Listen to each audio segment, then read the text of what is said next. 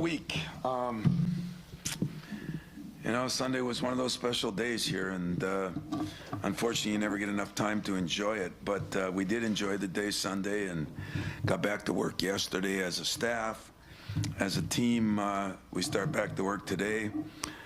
Players had a much-needed day off. It's been an incredible month, really, when you look at the schedule. But we're back at it today, and I think they're excited to get back at it. I know that whoever we play, it's going to be a challenge. I mean, if you look at it, Indiana beat us, and Oregon had us down 14. So those two teams were two of the teams that were picked in the top three at the beginning of the year. Oregon is maybe the hottest team right now in the league. They've won 7 straight, I believe. Is that true? Oh, yeah. And Indiana has done a great job down the stretch, even where Mike has said maybe I left too early. I heard the interview, but I believe they've won 5 out of their final 7 games too, right? So one's won 7, one's won 5 out of 7. We've won our share, so we know we'll have our work cut out, but it doesn't matter which one of the opponents is the opponent. It's the first day always worries me. I think there is an advantage for the team that plays the day before the first day. Then the advantage goes away because then fatigue and that sets in. But I've seen a lot of teams, and I don't think these would be considered upsets anymore. To me, top to bottom, this might be one of the best tournaments that I've been involved with. There's been a few teams at the top better in other years, but I bet you that people could pick 8 teams that could win the Big Ten tournament. Nobody would bat an eye, personally. So I'll open it up to questions. Tom, congratulations on the award. If I did my research correctly, you're the oldest to win the Coach of the Year in the Big Ten. Damn. And also the Is that a compliment or an insult? And also the longest gap between Big Ten Coach of the Year. With everything that happened in that gap, I mean, you went to a couple Final Fours in there. What does this one mean to you? Like, knowing the history of the coaches in this league to get to that point? Well, number one, not with humility, but you don't win these without your staff and your players. I mean, they win the award. They do the grunt of the work. I just manage it. And so, number one, I want to thank them all publicly because we preach to our players all the time. If the team has success, the individuals within the team will have success. And I'm a recipient of the success our team had. I thought there were, if you look at the true value of what is a Coach of the Year, I mean, yeah, we weren't picked this high. Wisconsin was another team wasn't picked this high that had all the year. And yet I think Northwestern, who's gone through so many injuries and the job he's done, if you look at the true meaning is that, and that's maybe what happened some of those years when we were pretty good. There were other guys that did a better job. I think what was neat about this for our team is everybody had to be on the same page for us to win and then consequently me to win an award like this. And Doug Wojcik won the Assistant Coach of the Year award, and I think very deserving of that. And, we were talked about not having anybody on the first, second, or third team at one point, People didn't think we'd have anybody, and some guys really came on at the end. But I'm pleased to do that. I don't know if it has the same meaning now that I find out I'm the oldest and it's the oldest in between.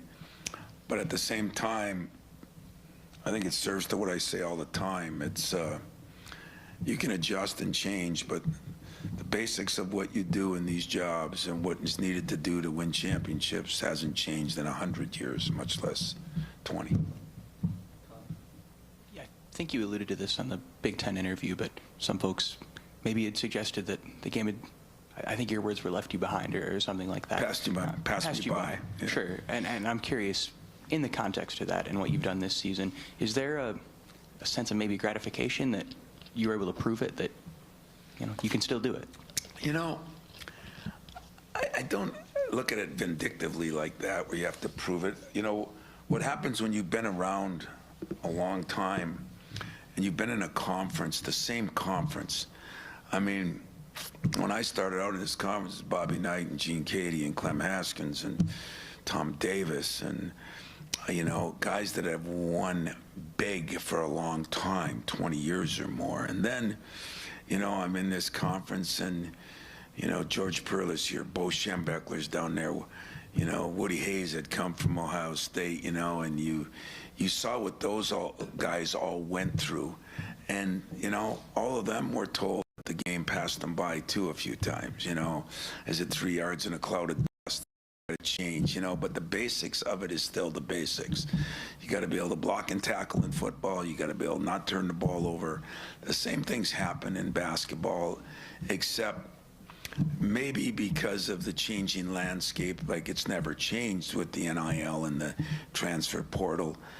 There's so many other things you got to consider. How do people get along? What, does the teams get jealous of each other? Does the team, if they have a bunch of new people, do they fit in together? There's so many other factors now.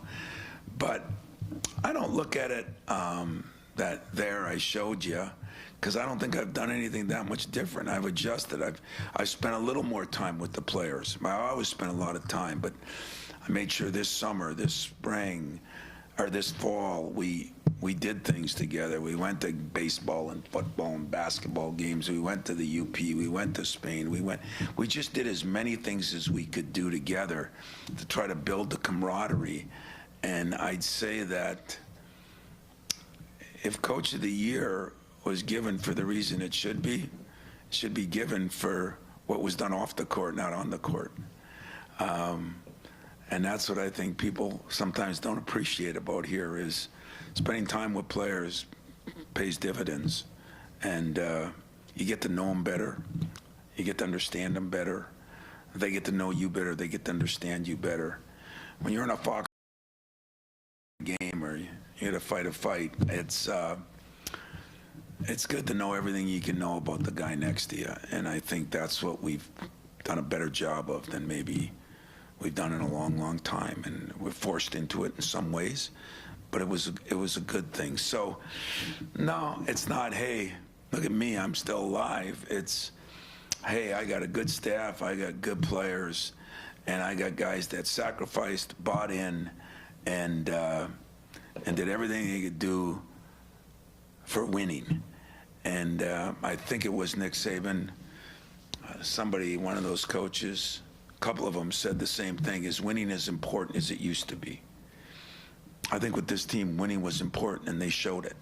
They showed it not by winning, they showed it by the sacrifices they made for each other to win. And I think that was very impressive and a good life lesson for all of us. Tom, you speak to the sacrifices. There was clearly a hunger this team had to win and to win a championship, and it's done that. And obviously, when you get to the NCAA tournament, that's an automatic hunger, right? It's just built in. You hope. You hope. Yeah, right. But with the Big Ten tournament, you know, there are varying degrees of hunger and desperation going into this thing.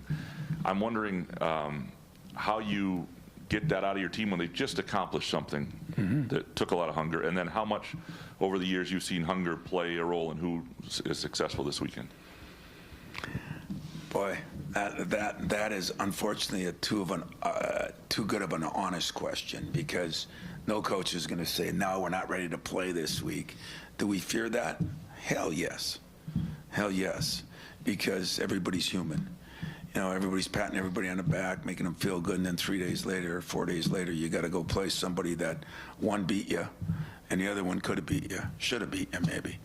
And so that's kind of what I'm going to talk about to our team today and tonight in the meeting is more about winning ways are winning ways, you know. And every time you take the court, if you're really growing to be special as a person, every time you compete, you're going to try to compete to win. And that's easier said than done. I would agree with you on that. I think we got some good ammo, you know. I mean, both these teams that we'll play the first game has beaten us or could have beat us, and if you get to the second game, now you're getting into learning about what one and done is all about. And if you lose a game, whether the first or second, you're going to learn a lesson that is hard to swallow. And what I'm going to tell them is, you don't need to learn the lesson. I've been there, done that. This is one time my experience can help you. It's not as much fun as you think. Having Friday night off, Saturday night off, is not that good. There's a million Saturdays between now and death. Enjoy them then. Let's see if we can do our job and play to the level that we need to play to. And that worries me too, that we got a little off the radar with ourselves. We kind of tried to be somebody we weren't there in a couple of the games, and I'm going to talk about that. We got to make sure that we understand, and it's not just defend and rebound, it's defend and rebound and run. And 3 games in a row, we started shooting the ball better. Now, does that mean our defense is going to go down because we're shooting the ball better? I'm going to tell them that if you really want to really be special, now you put them both together. That's what's supposed to happen. And if that can happen, we'll advance. But hey, I've had good teams that have lost the first game to less teams than we're going to play. There's going to be some good games Thursday with some really good teams. And so it'll be an interesting Big Ten tournament. But I'm hoping not for a letdown, because if we do have one, if we get beat, we get beat. If we have a letdown, that means I question our leadership, question my coaching, and question the hunger to continue to keep winning anytime you play. Tom, after the loss to Indiana, you called it one of the lowest points in your career. If someone had told you at that point you would win the next 7 games, would you believe them? And where does this run rank in your career with, I think 5 of those were ranked wins, you on the road and, in some hostile environments? Well, remember why I said it was the low point in mine. It wasn't because I lost to Indiana. It's because I didn't do a very good job. And I took ownership to that. I took offense to myself. Usually I take offense to you guys for hitting me with something I didn't. I took offense to myself. I did not do a good job on either end of the court, if you ask me. And so I vowed that, that's not going to happen. So we got together as a staff and we talked about the things that we didn't do well enough. And our job is to put our players in the best possible position to be successful. I did not feel we did that. That's why it was a low point for me, not because Indiana's a good team. It wasn't losing to Indiana. So then the next 7 games, did I think it would go like that? No. Especially who we played, where we played them, the time in between games. Everything that could work against you. I heard Dusty talk about their ending was tight quarters too, and some of us had those kind of end of the year situations. It just, everybody had them throughout the season, but some of us had them towards the end of the year, and it's not easy to play those types of games. A couple of the big ones on the road. And still win. And so from a low point for one of my proudest points, because I thought those players just bared down. I thought my staff in quick turnarounds did an unbelievable job to put ourselves in a position. But the players win the games. The players play the games. And the players did a hell of a job at doing that. You've kind of seen this tournament and kind of what Graham said in some ways, but what have you seen in terms of the teams that have went down to Indy, won it all, and then made long runs in the NCAAs versus a couple of those teams that didn't quite get to that Final Four? Like, what is there a common denominator that allows it, and how is this team in particular with its depth set up for 3 games, 3 days, and then quick turn? Well, we're set up as well as anybody, but there's some other teams that have some depth now. But we are set up as good as anybody. That's the way we played all year. That's, you really look at some things that are amazing. I was talking to our trainer, and we talked about some guys sacrificing a few minutes here and there, a few shots here and there. But, it works the other way, too. We had one injury in Maui when Jace got hit in the head and had a little slight concussion. And we had one illness when I think it was both Book and Jeremy were sick with that flu bug. But no injuries, sprained ankles, knees. I think because our guys were fresher. So there was an advantage there. But I've also seen in this tournament, and coaches are smart, if we lose the first game, somewhere we're going to say, well, now we get a little rest, and we needed the rest. We're gonna tweak it and twist it like we do. I probably won't. I'll probably just be mad. But most people will try to do that. And if you win it all, I've seen us win it all, and playing that last night, and then get shipped out west, and have to play Thursday, and maybe it does affect you. So whatever way it works, I have a reason to cheer and a reason to blame. And but the gist of it all is, I think if you're a really good team that has got good leadership, your coaches do a good job, I think you should be able to play 3 games and then get ready to play in the NCAA tournament. And there are some times when legitimately, maybe you're so beat up, maybe you got some injuries, maybe a guy needs a rest. There's a benefit. But I couldn't coach that way. I don't look at it that way. I've never looked at it that way. And I don't plan on looking at it that way this weekend. But I do know this. There are going to be some good teams going home Thursday night. There's going to be some good teams going home Friday night. There's going to be some probably really good teams going home Saturday night. So we got to learn how to handle it both ways, whichever one of us is in that situation. Tom, NCAA tournament question. There's been a lot of talk of possibly expanding the field or not. Just your opinion on that. Do you think it should happen? Why or not? Why not? And do you see a day down the road where there's a big conference tournament and a smaller conference tournament, or what's your take? Yeah, I've done such a good job of staying away from the committees, and only you, Larry, could ask me where, that would be something that really we should talk about after the year, because we're not changing it now, and I don't know what's right. I really don't. I've only a couple times missed the NCAA tournament. If I missed it a lot, I'd probably want 72. Same issue, I don't think it should get watered down. I think ours is watered down a little bit. That's part of the excitement of it, and being a big fan of the smaller programs, being a Division II guy myself, I love the Cinderella story, except when Cinderella's slipper fit me.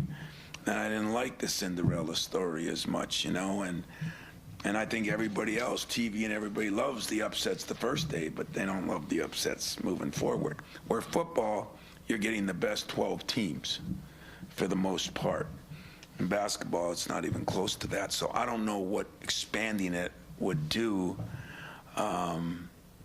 But, when they went from 64 to 68 in the play-in games, everybody thought that was cool. The play-in thing is kind of weird the way they do it. I don't know. I know this, that I care about the game of basketball as much as any coach. I think I work for a guy that thought more of the game than he did his own team, if I was to be honest with you. But I have learned too from the frustrations of not having a voice, because coaches don't have much of a voice, that I'm not going to worry about what they do, whatever the rules are. I'm just going to play by them, and that's kind of suited me better this year, instead of worrying about all the other problems, because there are some. But I don't know. I don't know if they'll go to 72, 96. I don't know what fits. I don't know. I know this. They can go to 120, and there's going to come a year someone says, don't you think you should spend 124 because these three teams didn't make it in? So nobody's ever going to be happy. I think it's what fits best, what keeps it exciting. We do have to do something with basketball because it doesn't even seem to start now until February, you know, with football being like it is now. So I also worry about that. So I hope the powers that be, whoever that is, who's ever making those decisions, because it isn't coaches very often, I hope they really put some time in and think about what's best for the game, what's best for the student athletes. But it reminds me of Judd Heathcote coming at the end of every summer. We had basketball camp, you know, in the summer. And it's that thing about everybody gets a trophy. And we'd pick an all-star team. And we had 3 divisions, the Big Ten, the NBA, and the MAC. And there'd be 10 all-star players from each, so it'd be 10, 2 teams of 10, 20, 40, 60 of the 250 people. So 190 of them would go home unhappy. So I got the job, and I said, well, I'm going to just play a tournament at the end, and everybody plays. And so everybody will go home happy, and next year they'll come back. And Jed comes, he comes by camp one day. We came back for the summer, and, you changed up the camp, huh? You succumb to everybody gets a trophy. And, you know, I don't like that about society, because I don't think that makes you work like you need to work if everybody gets the same thing. So I'm more, you got to earn it. Now, you're talking to a guy who's been so very fortunate in the last 26, 7 years, that 28 years, if you counted COVID, that we were in the tournament. And so I might look at it differently if I was one of those teams or in one of those conferences that doesn't get as many. And so I want to make sure that I say it, that I do feel for those people. But if everybody just gets in, you know, the more teams that get in, I think it gets watered down. So I think they got a lot of work to do to figure out what's best. Tom, you mentioned several weeks ago after the Indiana game, you sort of dared people to play a zone against you again. And I know it was partly out of jest, but like Michigan went to one late in the first half, and you guys, at the risk of sounding like Jim Comparoni, seemed to do something different, short corner, you know, all sorts of, anyway. I'm wondering where that came from, because there did seem to be a couple different actions, and Michigan got out of the zone quickly because you were successful. Well, John Borovich is kind of our offensive guy, and I thought, you know, after that game, we all got together and said, you know, and I said, I did a bad job. One of the things is not what we ran as much as we hadn't worked on it much. They had played like 1%, 2% zone the whole year. And it was my fault. So we did put in a few new things. He put in a few new wrinkles. But the best thing we did is we've worked on it every day since.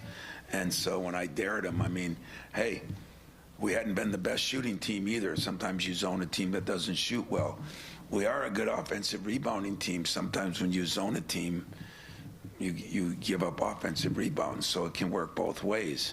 And I just think I dared him because I was so mad at myself that it wasn't about anybody else. It was about Tom Izzo.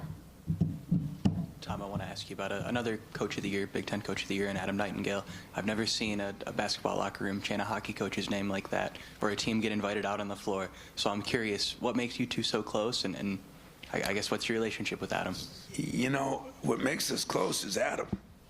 I mean, I knew Adam a little bit. I didn't know him that well, and when Alan told me that's who we're hiring, I want to say it was the second day he came over and said, can we talk about recruiting? Then he brought his staff to practice, and then I realized he's a beer and a burger guy, you know, and I said, he'd be a good Youper. Then I found out he did play high school ball in Marquette, hockey. So just kind of fell in love with him, appreciated his humility, his egoless way of about him is his standards. You know, they can talk about it a lot more in hockey, you know, that, you know, he doesn't want entitled people. I do that. Half the people get mad because they want to be entitled, you know. Those hockey guys are different, you know, and my guys then started kind of last year. They went to a couple hockey games. This year, I mean, we come back. I think it was after Michigan. That was a Friday night game, and Saturday night we were playing a hockey game here against Penn State, and they all wanted to go to the hockey game, you know, and I just found it amazing. And I don't know if that's that they like hockey or if they like the competition. Some of them like that there could be a fight in hockey where you're not allowed to do that in basketball. Maybe some of them were just checking out the girls. I don't know what it was, but they actually had an interest in that. And then I started realizing you want to be around people that have the same dreams and goals as you do. And I think they knew they were playing for a championship, and we were. And so I suggested that, you know, they won it. And when they won it, their last game was at Notre Dame, and they didn't really get to share it with their fans. And so I talked to Loranda, our marketing girl, who was unbelievable, and they did a nice job of, and Adam was all in favor of it. And I just thought, you know, one of the goals is, we all know that we've been through a lot here, and yet we're moving forward. We're starting to take off again, and I think getting everybody on the same page in athletics is just one way to do that. And the way the people, the basketball community, I guess, the way our players, when they came out of the stands, embraced those guys, I thought it was cool, you know. So it was perfect Division II, you know, where nobody has any money, so everybody loves everybody. Nobody's mad at anybody. It was a great Division II day, and I appreciate it. I know they did, and that's all that mattered. Coach, when you talk about quick turnarounds, one-day prep and whatnot, I think it was before Oakland when you guys were in the midst of a long break there, you had said there was an emphasis of no excuses with your team, and it seems like they've really taken that to heart this year. Has that been encouraging for you as you've seen that from your guys? Really encouraging. Really encouraging. It's like if we have a long break, if we have a short break. And I do think that one of the experiences that I've gone through and helped my staff with is the 1 and 2 day preps, you know, and now they've taken it over and they've done a great job. But your staff can be fully prepared. It's getting that information to your team that's the secret, you know. And I think my staff has done an incredible job. Each guy's got a scout, and they've done that. They spend time with the film, and I think our players trust our staff, and I think our staff trusts our players, and that's what's led to it, you know. And so, yeah, that's been an enjoyable part to watch everybody grow in that respect. Tom, Jaden making the all-defensive team. I'm wondering what you think about the way he's reached it seems like he's reached a consistency on that end of the floor, especially what last half of the season, last third, whatever you want to say, as his offense, as we've talked all year, has gone a little streaky. But for him to be that rock for you guys on that end, what have you noticed from him in that regard to keep up that part? Another incredible sacrifice, you know, instead of pouting, you know, because he did struggle some offensively. Thank God he seems to be really catching it now, but instead of complaining about it, he just found a different way to add value. And boy, did he add value. And I thought we had a couple guys, you know, we were the best defensive team in the league. I mean, some of our bigs, Coop did an unbelievable job, you know, Jeremy, but Trey Holloman was another guy that was right on the bubble, I guess, and deservingly so. So it's pretty cool when an offensive guy, you know, we talk a lot about Gary Harris around here because he was a guy that could play both ends of the court. And I think Jaden took that to heart, and I'm really happy for him because that's not easy to do, you know, to go from a offensive player, which he still is, but he's always been a decent defender. But I think he became the guy that we put on the best player in the other team, or sometimes the biggest wing guy. And I thought he handled it incredibly well and was a big reason for our success. And Doug Wojcik, assistant coach of the year, what does he give to you? You mentioned he's a defensive coordinator type, and his role seems like it's changed over the last couple of years, and what he does on the bench during game day, and how valuable he is to you as a sounding board and everything. Yeah, well, Doug was here with me before, and then he went out and became a head coach. And, like I talked to DJ and Monty, I talked to DJ the other day, and when DJ and Monty left, I made Doug the associate head coach because I had a younger staff coming in or a newer staff coming in, and I thought we all needed somebody when I'm not around or when I'm at press conferences that can. So he really took on that role too, and he's been great. He's done a great job with the defensive part of it, but he's more than that to me because he's been a head coach, so I can run things off him that I think he understands better, like anybody would. I'll never forget DJ last year. He called me and he did the same thing I did with Judd. Now I see why you thought this way, or now I see why you wanted that, or now I see why, whatever the situation is. So it's always good to have somebody on your staff that has that, and he's had that. He had been to some big programs, and he's still a guy worthy of getting a head job, and so, maybe this will be the year for him, maybe not, but he's done a great job for me, and I feel like he's helped me a lot. I think he's helped the other guys a lot. Tom, it feels like we always talk about the 2020 year as a what if because the tournament didn't happen that year. Just talked about it earlier today, and I'm curious if you were to compare those two teams, this year's team and that 2020 team, how do they compare and contrast, and is this team even better than what that team might have been? It's different. It's different. That team maybe was more talented with actual, you use the word talent. I don't think that team was as deep talented as this year's team is.